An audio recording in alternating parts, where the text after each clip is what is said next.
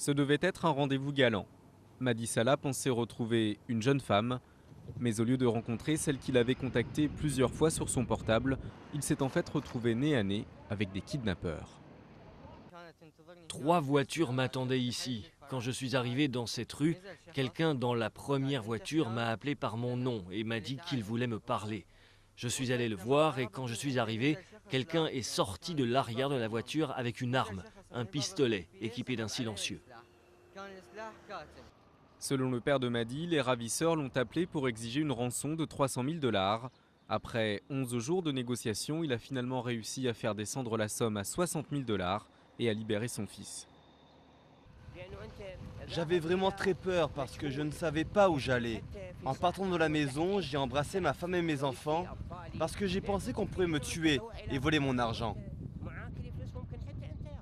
L'histoire de Madi n'est qu'un cas parmi beaucoup d'autres depuis la chute de l'ancien président Saddam Hussein en 2003. Pour la police, si les premiers cas de kidnapping étaient liés à des conflits confessionnels, les récents enlèvements, eux, sont bel et bien crapuleux. Ils kidnappent des innocents pour de l'argent. Et quand on les arrête et qu'on relève leurs empreintes digitales, on s'aperçoit que la plupart ont déjà des antécédents judiciaires. Beaucoup étaient prisonniers dans la prison d'Abu Ghraib avant d'être libérés par l'ancien régime. 6 ou 7 Irakiens ont été kidnappés chaque mois entre avril et juin cette année.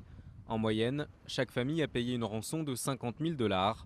Le nombre de cas est sans doute sous-estimé car beaucoup de proches des victimes ne contactent pas la police par peur de représailles. Mais selon les autorités, le nombre de rapts a sensiblement baissé ces dernières semaines, une baisse qu'elle attribue à une meilleure efficacité des forces de l'ordre.